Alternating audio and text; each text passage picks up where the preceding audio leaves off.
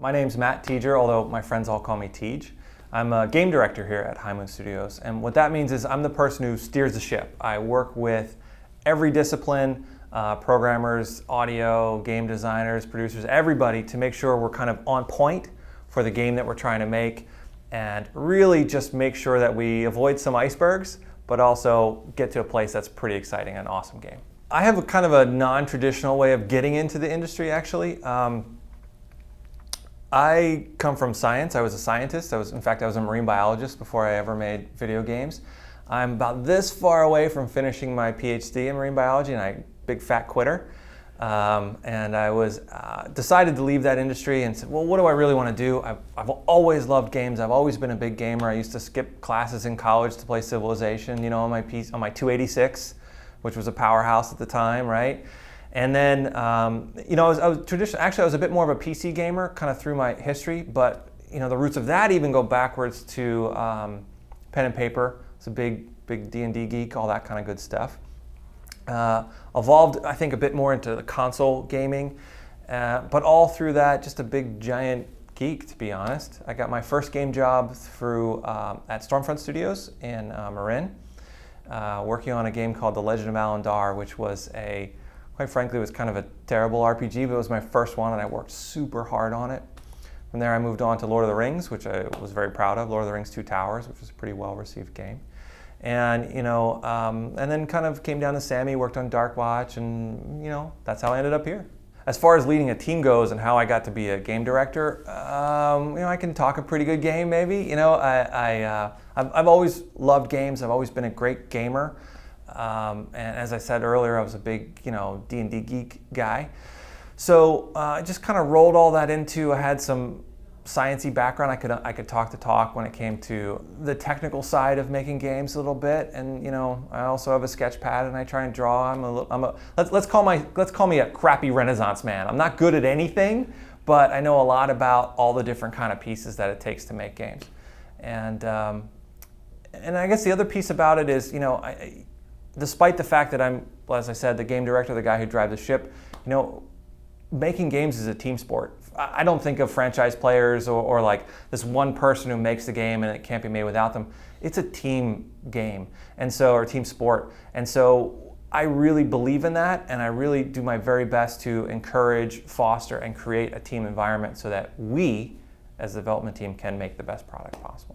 Well, before we ever worked on War for Cybertron, we had done Dark Watch and Born as a studio. And we had done some prototypes for some other things that we wanted to do. And when we got acquired by Activision, they took a look at all that stuff and realized that our sensibilities were actually a really good fit for Transformers. This kind of action meets fantastical, you know, I think developers often get thought of in certain like specialties or genres that they're pretty good in. And so Transformers were a good fit because we could understand the intense action stuff, but also could think about these crazy mechanics. And some of the prototypes that we had done were a good fit for where Transformers needed to go. And then, you know, we had an initial kickoff with Hasbro that just could not have gone better. You know, we had done some initial designs for redesigning their characters. That's something that we wanted to do.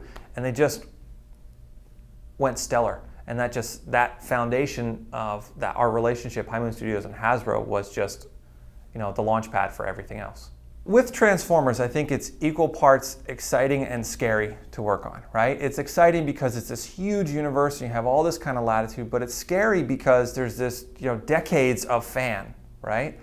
So as I think about Transformers, those decades of fans are incredibly important to me. I think that is the root core of who it gets really excited about this game, but that's not the only group that we're kind of creating for. So when I think about Transformers, they're the fans, the uber fans of War for Cybertron and just longtime Transformers fans. That's one voice.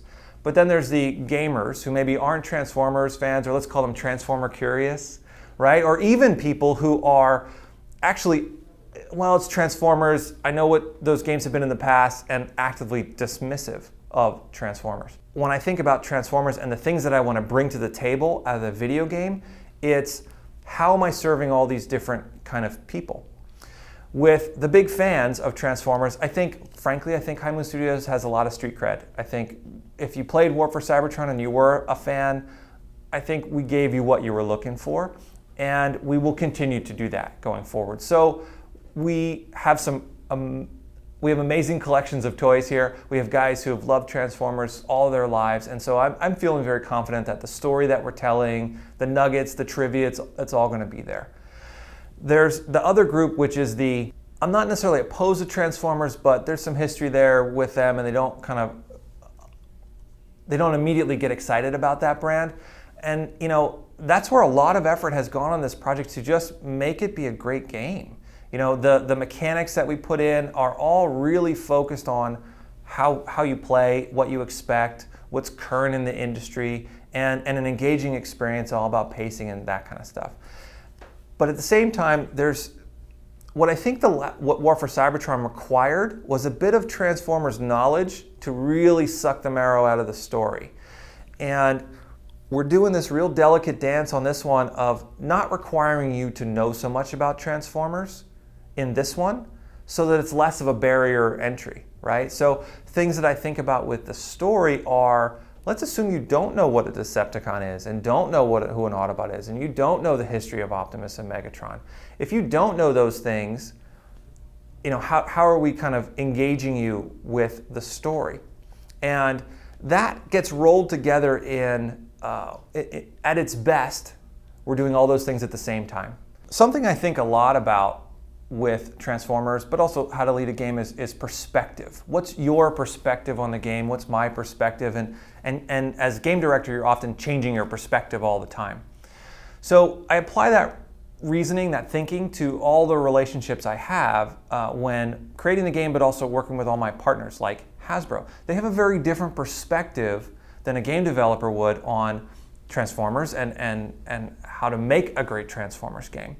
What they don't have is a lot of experience physically making games. And so when you put things through that kind of filter, that way of thinking, what they're really excited about with Transformers is the brand of Transformers, that they have built up this mega franchise or this mega brand that is Transformers. And they want to make sure that their characters are treated well and that we're telling interesting stories and growing the people who are interested in Transformers, not just catering to only the people who are already hardcore fans. So that line of thinking then led to a great relationship with Hasbro, which was I would actually take the time to explain how games are made and just choices that we would make on War for Cybertron. And in turn, what that created was this amazing amount of respect that they had for the studio because they got that Transformers were important to us, and we understood how important they were to them, and then that created this mutual loop of us being the game experts, them being the Transformers experts. And that foundation allowed us to just keep on building to the point where this game, the stuff that they give us latitude to do, I don't know that they would give to anybody else because they've never had this kind of working relationship before. I think obviously the very quick and easy way to delineate what's happening in this story versus the Michael Bay movies or the Transformers Prime series, which are the other really big, especially the Michael Bay series, really big kind of popular understandings of Transformers, is this is the story of Cybertron, their homeworld, which means they're not on Earth, which means there are no humans. So what we're seeing these characters as is how they develop and become in this very human way without being the protectors of humanity, right? Without being set up with the sense of scale. This is their world for them. So when I think about what we're telling about Transformers, it's really the roots of what make Transformers Transformers. Why are the Autobots the good guys? Why are the Decepticons considered the bad guys? Without the humans in the mix, I think we have some very different challenges within our story, but it also at the same time allows the Transformers to really shine and their quirks of personality to come out and their gameplay roles to be very carefully designed based on what their personalities are like. I think in the studio we've been extremely fortunate to work on Transformers. It's an amazing license that is, the guardrails that Hasbro's put on us based on our relationship and also just this huge universe, I think really allows us to treat a license like an original IP. So because we can do so much with what we're doing, visually, story, gameplay, they really trust us that I would think that we approach many of the problems of developing a game and where we're going with things much like you would an original game. That's not to mean that we never want to do original product or there's other licenses that wouldn't be a good fit for us. It's just where we're at right now, this place and time and our relationship is such that I don't know that there's a license that would be a better fit for us. I think we're fans. We've already shipped a game that was pretty solid and we have this amazing relationship. So I think where we're at right now, it's a great place for us. Where that leads us, who knows? It's a crazy industry these days.